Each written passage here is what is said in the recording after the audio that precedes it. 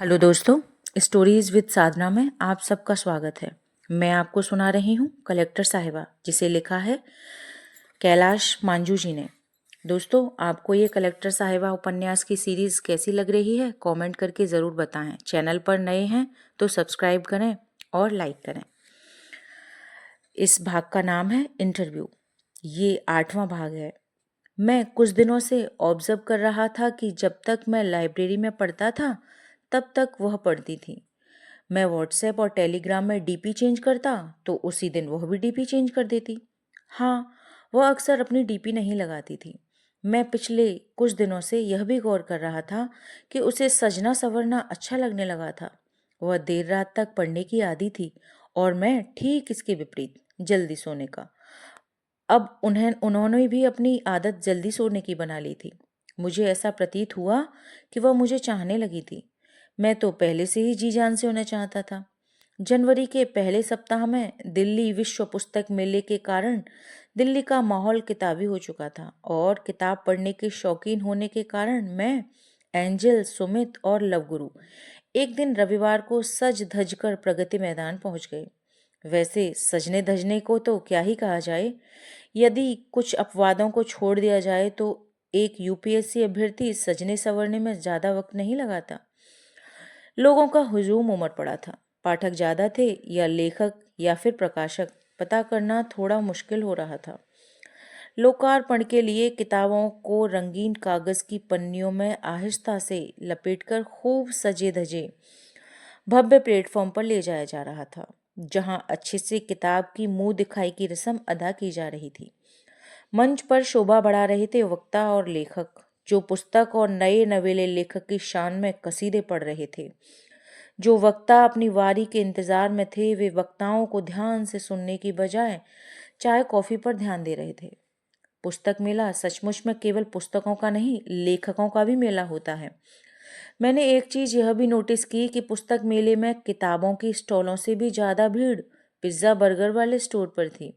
जो युवा किताबें महंगी होने के चक्कर में उन्हें नहीं खरीद पाए, वे फास्ट फूड खरीदकर धड़ल्ले से उदरस्त कर रहे थे।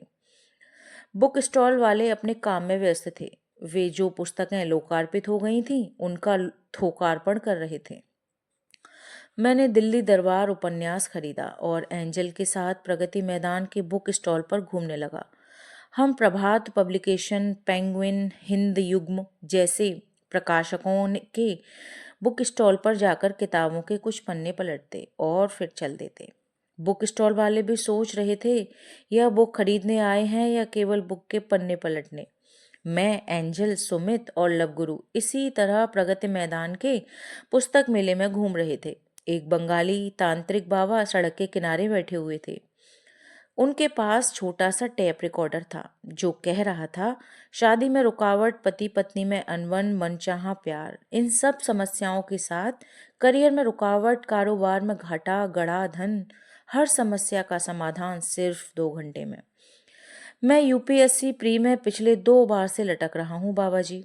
कोई धांसू समाधान बताइए, लवगुरु ने कहा। इनके पास समाधान होता तो यूपीएससी के टॉपर नहीं बन जाते, यहाँ रुपए 101 की दरख्वास्त नहीं करते। तांत्रिक बाबा बीच में ही बोला, अगर काम न हुआ तो फीस वापस। बाबा जी, आईएएस की परीक्षा 2-3 महीने बाद में है, अब सॉल्यूशन कैसे हो जाएगा, मैंने थोड़ा मजाकिया अंदाज में कहा। इन तांत्रिक बाबाओं के पास में हर समस्या का समाधान होता तो केंद्र सरकार इन तांत्रिक बाबाओं को आर्थिक सलाहकार बनाकर अर्थव्यवस्था की हर समस्या का समाधान न कर लेती। जीएसटी और नोटबंदी जैसे देश की इकोनॉमी की जो दुर्गति हुई है, उसका इलाज ये 2 घंटे में बता देते। सरकार इनके पांव पकड़ती और कहती कि किसी भी तरह से हमारी अर्थव्यवस्था को आर्थिक मंदी से निकाल लीजिए। वैसे भी देश को तो इसी तरह के लोग चला रहे हैं, या तो बाबा लोग या फिर नेता, लवगुरु ने मैंगो शेक पीते हुए कहा। इस तरह हमने ज्यादा किताबें तो नहीं खरीदी, लेकिन पुस्तक मेले में जाकर मजा बहुत आया। शाम के 6 बजने के बाद हम मेट्रो जीटीबी नगर आ गए। यूपीएससी ने डिटेल्ड एप्लीकेशन फॉर्म यानी डीएएफ निकाला। उसमें मुख्य परीक्षा में पास हुए अभ्यर्थियों से बायोडाटा मांगा गया था। एंजल का कॉल आया, मुझे समझ नहीं आ रहा है मैं हॉबी में क्या भरूं। आपको क्या क्या पसंद है, कौन सा खेल, कौन सा नृत्य? मैंने कहा, खेलों में मुझे ज़्यादा कोई इंटरेस्ट नहीं है, क्रिकेट खेलना पसंद नहीं है, लेकिन कभी कभी देख लेती हूँ। पढ़ाकू इंसान, खेलना कूदना भी तो जीवनचर्या का एक अहम हिस्सा होना चाहिए। केवल पढ़ना और बोर्ड परीक्षा में टॉप करना, फिर कॉलेज टॉप करना, किताबों से हटके भी एक दुनिया होती है जिसे वास्तविक दुनिया कहते हैं। हाँ, यह तो है, पर मेरा बचपन का सपना कक्षा 6 से ही कलेक्टर बनने का रहा है। तो फिर घर वालों और टीचरों ने कभी खेलने के लिए ज़्यादा प्रेरित न करके हमेशा पढ़ने के लिए प्रेरित किया। अच्छा सुनो, हॉबी वाले कॉलम में ब्राज़ीलियन जुजित्सु लिखने की सोच रही हूँ, जो कि एक मार्शल आर्ट है। यह मार्शल आर्ट मैंने सीखी हुई है, एंजल ने धीरे से कहा। बता रही हो या डरा रही हो? क्या बात है मैडम, आपको जूडो कराटे भी आता है? अब तो संभल कर रहना पड़ेगा। अरे, लेडी श्री राम कॉलेज में कुछ लड़कियां कराटे सीख रही थी, तो मैंने भी हाथ आजमा लिए। वैसे आपको जूडो कराटे वाली लड़की से डरने की ज़रूरत नहीं है। अच्छा, ऐसी बात है क्या मैडम? जी हाँ। अच्छा, यह बताओ कि आप पोस्ट प्रेफरेंस किस क्रम में भर रहे हो? उन्होंने बड़ी रोमानियत से पूछा। आईएएस, आईपीएस तथा आईएफएस। और तुम? मैं तो सोच रही हूँ आईएएस, आईएफएस और आईपीएस। आपको क्या लगता है, सही है? मेरा मन तो आपको परदेश भेजने का नहीं है, इसीलिए फॉरेन सर्विस आईपीएस के बाद ही भरो। मुझे तो लगता है आईआरएस इसके बाद ठीक रहेगा, मैंने हक जताते हुए कहा। वह जानकर के अनजान रहती थीं या उन्हें इस बात की भनक भी नहीं लगी थी कि मैं उन पर हक जताता हूँ। एंजल अक्सर मेरी सलाह को आदेश समझकर अनुकरण कर लेती थी। ओके, मम्मा से भी कंसल्ट कर लेती हूँ, चलो फ़ोन रखती हूँ, बाय। कल दृष्टि आईएएस में विकास दिव्य कीर्ति सर का इंटरव्यू गाइडेंस के लिए वर्कशॉप है, चलोगी? मेरी बात खत्म होने से पहले ही उन्होंने कहा, हाँ क्यों नहीं, चलो बाय, कल मिलते हैं। दृष्टि आईएएस कोचिंग संस्थान का दिल्ली की कोचिंग इंडस्ट्री में अपना भौकाल है। दूसरे दिन हम नेहरू बिहार वाले क्लासरूम में विकास सर की क्लास अटेंड करने गए। क्लासरूम भावी आईएएस आईपीएस अफसरों से गुलजार था। उनके चेहरे से साफ झलक रहा था कि विकास सर अपनी क्लास में ऐसे गोल्डन रूल बता देंगे कि इंटरव्यू में 200 मार्क्स तो आ ही जाएंगे। बच्चों की तादाद 70-80 रही होगी। मेरे साथ एंजल की एंट्री ने कई लड़कों के दिल पर बिजलियां गिरा दी। जब हम विकास सर की क्लास ले रहे थे, उस समय कुछ अभ्यर्थी अपने जीवन साथी की तलाश में जुटे थे। सर ने बताया कि यूपीएससी बोर्ड में होने वाला इंटरव्यू तैयारी से ज़्यादा किस्मत का खेल है। दिव्य कीर्ति सर ने बहुत सारे इंटरव्यू के टिप्स भी दिए। हम क्लास लेकर वापस अपने अपने गंतव्य स्थल की ओर चल दिए। सोमवार का दिन था। हम उम्मीद कर रहे थे कि यूपीएससी की इंटरव्यू डेट आ जाएगी। हुआ भी ऐसा ही। मेरे इंटरव्यू की तारीख आई 5 मार्च और एंजल इंटरव्यू था 13 मार्च को। हमें तैयारी का पर्याप्त समय मिल गया था। एक दिन हम बोझा सर के यहाँ क्लास लेने के लिए चले गए।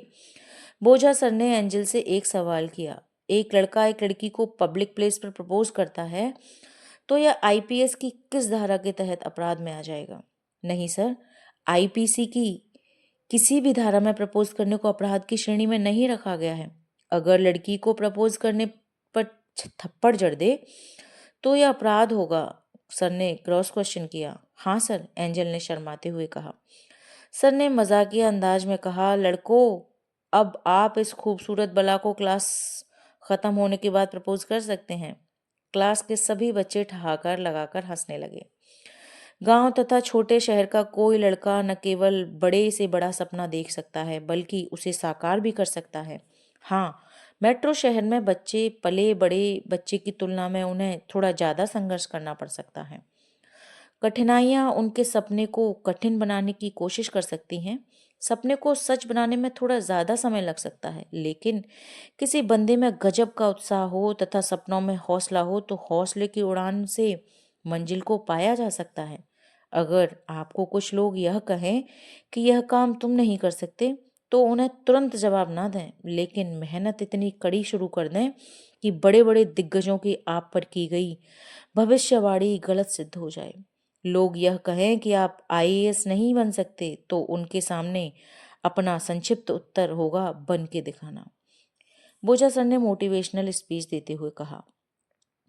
मेरा ऐसा मानना है कि यदि आप सिविल सेवा में सफलता पाना चाहते हो तो धीरज को अपना घनिष्ठ मित्र, अनुभव को अपना परामर्शदाता, अनुशासन को अपना बड़ा भाई, आशा को अपनी गर्लफ्रेंड बना लो। एक बात और, पढ़ाई और चिंतन मनन को अभिभावक बना लो ताकि सफलता पाने में ज़्यादा सहूलियत हो सके।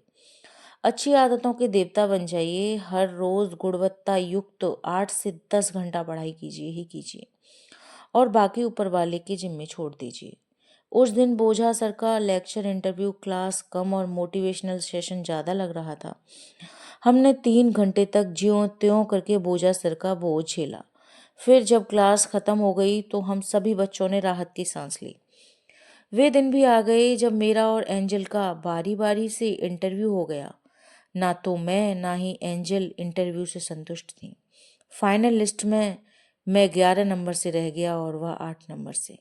सबसे खराब बात यह थी कि जीएस के हर पेपर में एंजल को 5 नंबर की पेनल्टी लगी और इस तरह लगभग 20 नंबर यूपीएससी द्वारा मुख्य परीक्षा में पेनल्टी के रूप में काट लिए गए।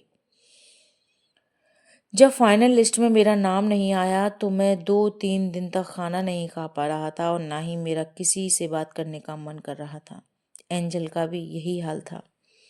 दोस्तों, ये भाग यहीं पर ख़त्म होता है। धन्यवाद।